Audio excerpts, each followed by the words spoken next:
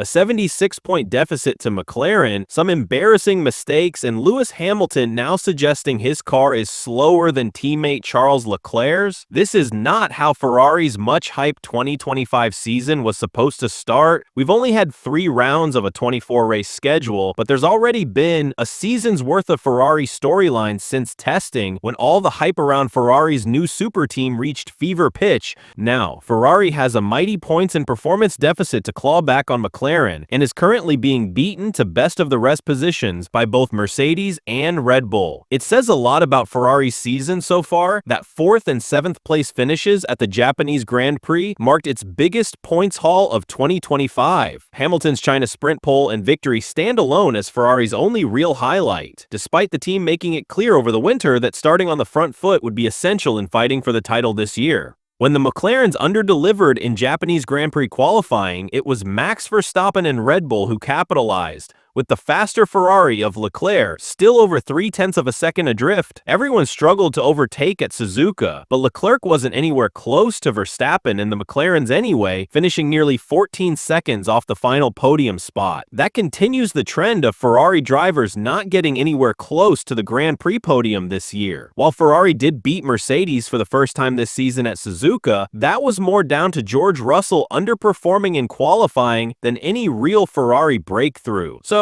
what's going so wrong at Ferrari? And is there really a difference between the two cars? Hamilton has made a solid start to life at Ferrari. He's already won a race, albeit a sprint, and has been closer to Leclerc from the start than many predicted. There's some early evidence that the traits which plagued him at the end of his Mercedes stint haven't followed him to Ferrari. However, a familiar complaint emerged after the opening weekend, where Hamilton was clearly a step behind his teammate. The balance of power has swung between Hamilton and Leclerc in Melbourne and Shanghai, but at Suzuka, Hamilton was undeniably the slower Ferrari driver, 0.3 off in qualifying and 3 places behind in the race. Hamilton claims there has been a consistent deficit between both sides of the garage due to an element of the car underperforming across all 3 weekends so far. He says Ferrari found something that's been costing him 1/10 per lap and is working on a fix. His vague comments are open to interpretation, and it would be easy to wonder if he's implying things aren't equal across both Ferrari cars. It certainly echoes similarly cryptic complaints Hamilton made during his struggles against Russell at Mercedes.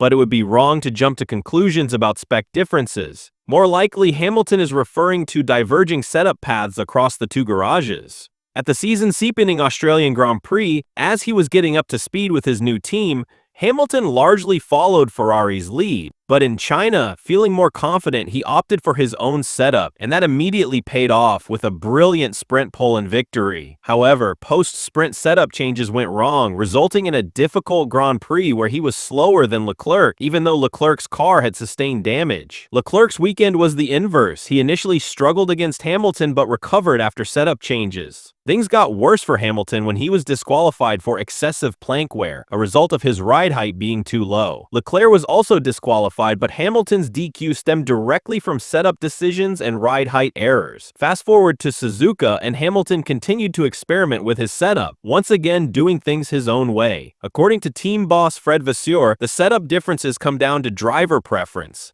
Hamilton might also be more affected by what's emerging as the core issue with Ferrari's 2025 car. While we don't know the exact differences in the driver setups, it's known from Hamilton's Mercedes days that he preferred running his car low and stiff, an approach Ferrari might not be able to support due to the risk of plank wear. Ferrari's key challenge appears to be achieving a balanced setup across varying ride height demands of low and high-speed corners without triggering excessive plank wear over a full race. It's especially tricky with 110 kg of fuel at the start of a Grand Prix, which makes the car prone to bottoming out and further increases plank wear risk. Preserving the plank becomes the top priority, even if it means sacrificing ideal performance. This is less of a problem in sprint races, where cars run only 40 kg of fuel and the plank endures just a third of the race distance. Hamilton's Shanghai weekend, where he dominated the sprint but struggled in the main race, may have exposed the reality of Ferrari's setup limitations. Does Ferrari have a car that is theoretically quick, but only in a configuration it can't use in full Grand Prix conditions? Hamilton confirmed Ferrari raised its ride height at Suzuka in response to the China disqualifications and noted an underperformance at the rear of the car. Ride height is critical to the current generation of ground effect cars, and Ferrari's compromise at Suzuka likely played a major role in its lack of pace versus McLaren and Verstappen. Vasseur insists this isn't a 2025 specific problem, pointing to a similar plank DQ for Leclerc in Austin 2023.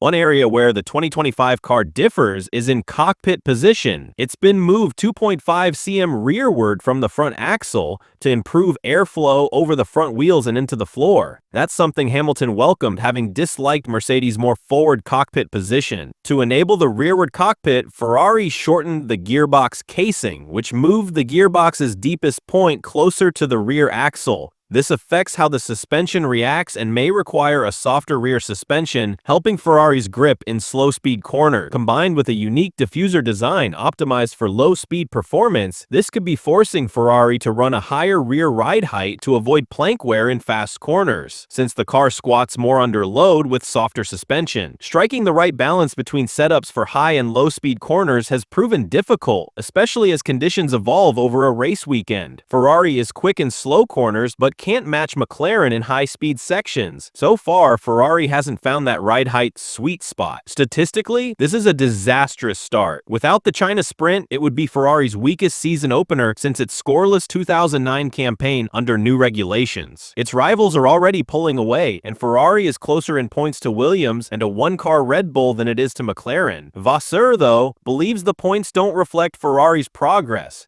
He says Ferrari was 6/10 off Red Bull this time last year, but now they're within 2 or 3/10 of McLaren. That's true, but Ferrari had already closed most of that gap by the end of 2024, fighting for wins. The expectation was to maintain or build on that, yet the results say otherwise. The car is better than fourth best, but mistakes like the China disqualifications and a disastrous strategy in rainy Melbourne have damaged the team's points tally. Despite this, McLaren still names Ferrari as its main rival, so the potential is there. This weekend's return to Bahrain will be a critical checkpoint. It's the first chance to compare how much the car has evolved since preseason testing just 6 weeks ago.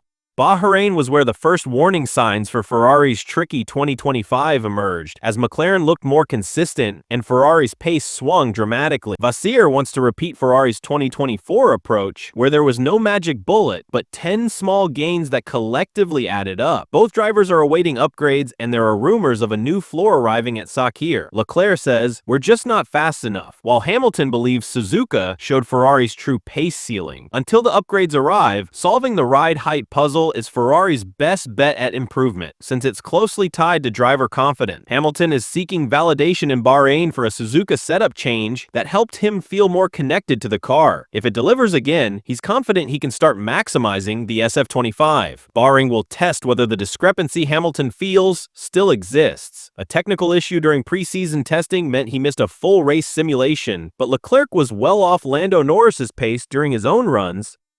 Ferrari knows McLaren is the favorite this weekend, but even if they lose more ground, it's time to start proving they can at least be the closest challengers. Because right now, the gap between preseason hype and actual performance is getting wider by the week.